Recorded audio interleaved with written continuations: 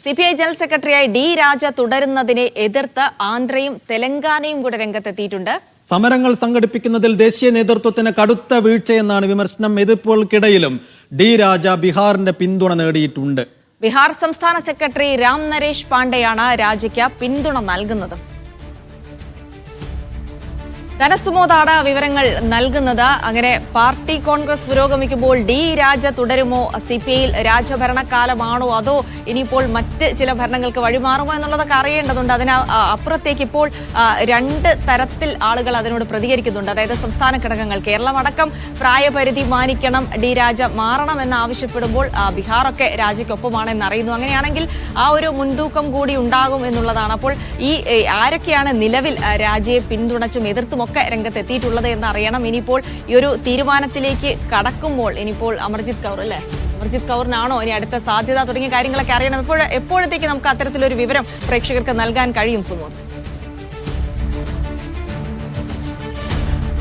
നേരത്തെ ജിൽസിയും സൈഫുദ്ദീനും പറഞ്ഞതുപോലെ തന്നെ ഈ രാജഭരണത്തിന് ഒരു തിരശ്ശീല വീഴുമോ എന്നുള്ളത് തന്നെയാണ് പ്രധാനമായും ഈ പാർട്ടി കോൺഗ്രസിൽ ഉറ്റുനോക്കുന്നത്.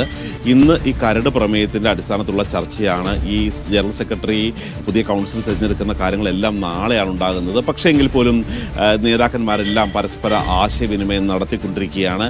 ഇതിൽ ഉത്തരേന്ത്യയുടെ പിന്തുണ തനിക്കുണ്ട് എന്നുള്ളൊരു അവകാശവാദമാണ് ഡി രാജ മുന്നോട്ട് വയ്ക്കുന്നത്. പക്ഷേ ഉത്തരേന്ത്യ എന്ന് പറയുന്നത് ബീഹാറിൽ മാത്രം ഒതുങ്ങിയാണ്. പക്ഷേ ഉത്തരേന്ത്യയിലെ ഏറ്റവും ശക്തമായ ഒരു പാർട്ടി ഉള്ളത്, CPI ഉള്ളത് ബീഹാറിൽ തന്നെയാണ്. അതിന് കാരണമായി രാജി എതിർക്കുന്നവർ പറയുന്നത് ഇത് പ്രായപരിധി കൊണ്ടുവരണം എന്നുള്ളൊരു കാര്യത്തിന് എതിരാണ് ബീഹാർ സംസ്ഥാനം. കാര്യം ബീഹാറിലെ സംസ്ഥാന സെക്രട്ടറി രാം നരേഷ് പാണ്ഡെക്ക് 82 വയസ്സായി.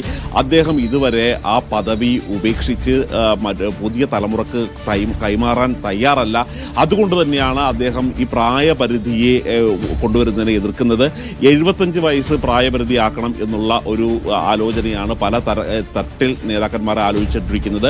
ഇപ്പോൾ 76 വയസ്സായി ഡി രാജയ്ക്ക്. അതുകൊണ്ട് തന്നെ 75 വയസ്സ് പിന്നിട്ട സ്ഥിതിക്ക് അദ്ദേഹം ഒഴിവാകണമെന്നും 73 വയസ്സുകാരിയായ അമർജിത് കൗറിനെ AITUC ദേശീയ ജനറൽ സെക്രട്ടറി കൂടിയാണ്, അവരെ ഈ പദവിയിലേക്ക് കൊണ്ടുവരണം എന്ന അടക്കമുള്ള ചർച്ചകളുണ്ട്.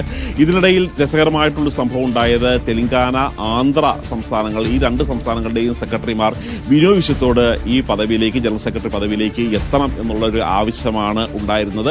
പക്ഷേ അദ്ദേഹം ആ കാര്യങ്ങൾ സ്നേഹപൂർവ്വം തന്നെ നിഷേധിക്കുകയായിരുന്നു ചെയ്തത്. കാര്യം ഇപ്പോൾ ചില പ്ലാനുകളുണ്ട് പാർട്ടിയെ ശക്തിപ്പെടുത്താനായിട്ട് കേരളത്തിൽ. മാത്രമല്ല ഒരു അടുത്ത ഭരണ തുടർച്ച LDFന് വീണ്ടും വരണമെങ്കിൽ CPI വളരെ ശക്തമായിട്ട് തന്നെ മുന്നിൽ നിന്നാലേ സാധിക്കുകയുള്ളൂ. അതുകൊണ്ട് ഇപ്പോൾ ദേശീയ സെക്രട്ടറി ആകാൻ ഇത്തവണ താനില്ല എന്നുള്ളൊരു കാര്യം തന്നെയാണ് അദ്ദേഹം അറിയിച്ചിരിക്കുന്നത്. ഏതായാലും ഡി രാജ ഈ ജനറൽ സെക്രട്ടറി പദവിയിൽ നിന്ന് മാറണം എന്ന് തന്നെയാണ് ഒരു ഭൂരിഭാഗ ബീഹാർ ഒഴികെയുള്ള സംസ്ഥാനങ്ങൾ ആവശ്യപ്പെട്ടിരിക്കുന്നത്. കേന്ദ്ര സർക്കാരിനെതിരെ സമരം ചെയ്യാൻ വലിയ അനുകൂലമായ സാഹചര്യമാണ് ഉള്ളത്. ഇത് ഫലപ്രദമായി ദേശീയ നേതൃത്വത്തിന് വിനിയോഗിക്കാൻ കഴിയുന്നില്ല. ഇന്ത്യ മുന്നണിയിൽ പോലും ആയാലും രണ്ടാമത് നിൽക്കുന്ന പലപ്പോഴും രണ്ടാം നിരയിലുള്ളവർ ഓരോ സംസ്ഥാനങ്ങളിൽ മാത്രം ശക്തിയുള്ള കക്ഷികളാണ്. ഇപ്പോൾ DMK തമിഴ്നാട്ടിൽ മാത്രം, SP ഉത്തർപ്രദേശിൽ മാത്രം, TMC ബംഗാളിൽ മാത്രം. പക്ഷേ ഒരു പാൻ ഇന്ത്യ എന്ന രീതിയിൽ ചെറുതായാലും ശക്തിയുള്ളത്, സമരം സംഘടിപ്പിക്കാൻ ശേഷിയുള്ളത് CPI ആണ്. CPI നേതാക്കന്മാർക്ക് CPIയുടെ ഒരു കരുത്തിനെ കുറിച്ച് വലിയ ബോധ്യമില്ല. അവർക്ക് കോൺഗ്രസിനോട് വിലപേശാൻ കഴിയുന്നില്ല എന്നുള്ള കടുത്ത വിമർശനം തന്നെയാണ് ഇന്ന് നടക്കുന്ന ചർച്ചയിലും പുരോഗമിക്കുന്നത്. കഴിഞ്ഞ ദിവസവും ഇതുതന്നെയായിരുന്നു ചർച്ചയിൽ ഉണ്ടായിരുന്നത്.